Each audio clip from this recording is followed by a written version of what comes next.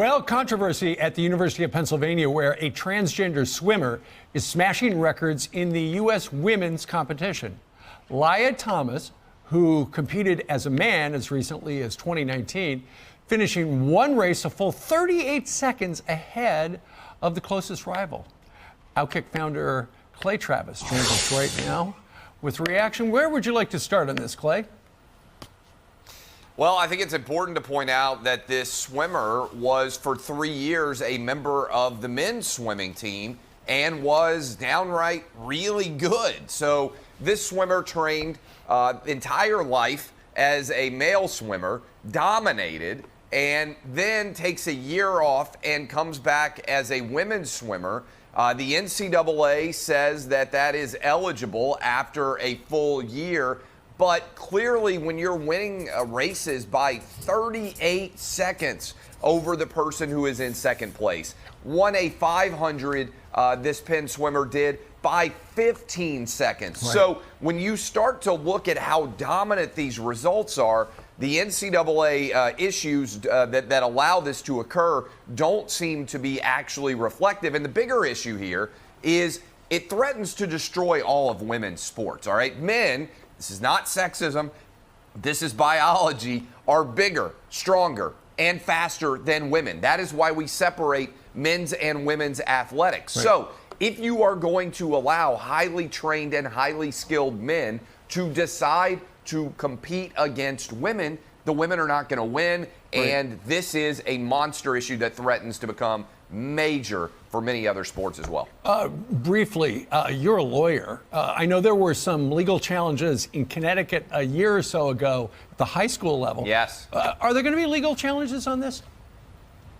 Well, it's a great question. And the real big challenge associated with that is, are any of these women who are attending Ivy League schools that are primarily losing here going to be willing to file a lawsuit or even speak out publicly for fear of what this might mean both to their academic standing and also to their career future, because they'll immediately be branded, you know how this will work, by the online Twitter mob and social media in general as transphobic. That's unfortunate, because I think the vast majority of people out there, men, women, Democrat, Republicans, independents, believe that men should be competing against men and women should be competing against women. That's the very sanctity of the sporting universe, where we believe in a meritocracy. The best man or women wins. We did reach out to UPenn for a statement, have not heard back. How about a statement, Clay, on what's kicking on Outkick? Yeah, this story has absolutely blown up. It is our top story everywhere, and a little bit of a teaser.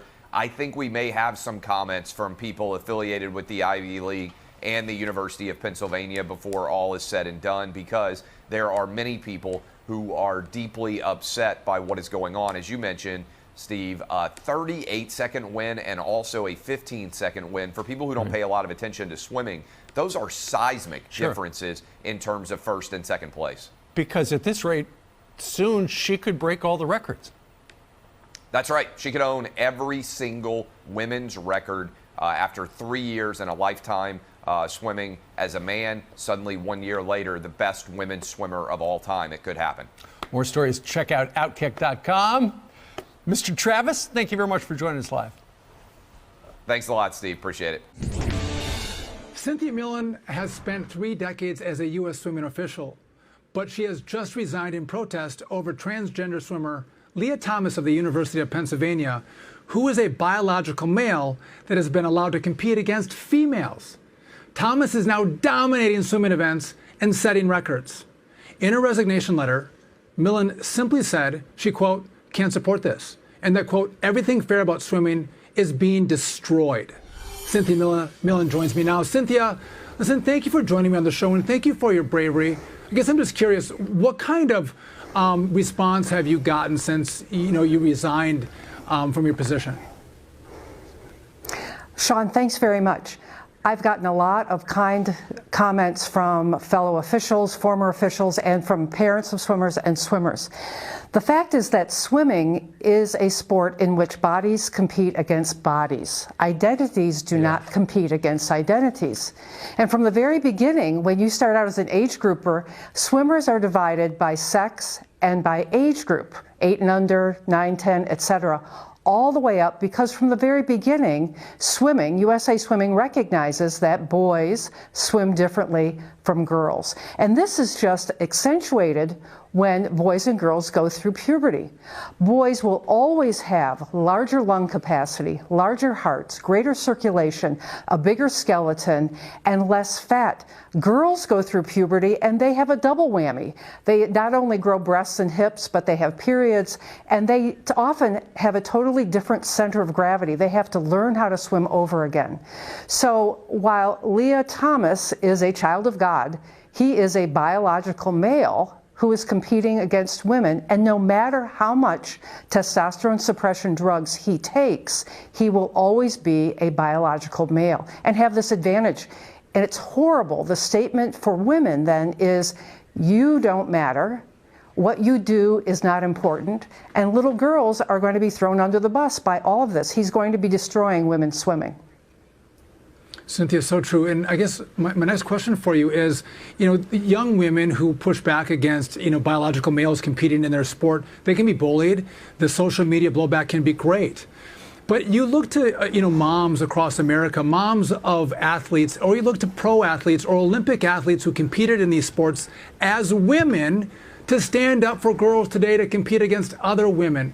Are you seeing that kind of mother support or other kind of athletes in the Olympics that stand up and support this movement to say biological girls should compete against biological girls and biological boys should compete against biological boys? Well, it's great, Sean. I'm getting great letters from dads of daughters and also moms of daughters. But we're also seeing some past Olympians stepping up and saying, no, this is wrong. We must remember that our Olympic swimming for women was built on great swimmers like Jill Turkle, Shirley Babashoff, Janet Evans, Jenny Thompson, all of these women who worked so hard before Title IX when they didn't have the opportunities that men had. And it would be such a shame, it would be such a travesty to throw it all away now. And this is what will happen. We must face facts. Men are different from women, men swimmers are different from women, and they will always be faster than women. Cynthia, as a father of 6 girls, I have 9 kids, 6 are girls. Thank you for standing up for girls to actually have the ability to compete and win when they compete against other girls. And I hope that every mother out there, every father out there, every Olympic swimmer or any woman athlete stands up and stands with you to say this is wrong and it's unfair. And thank you for lending your voice to this cause and standing up and resigning in protest. You're a great American. Thank you very much, Sean.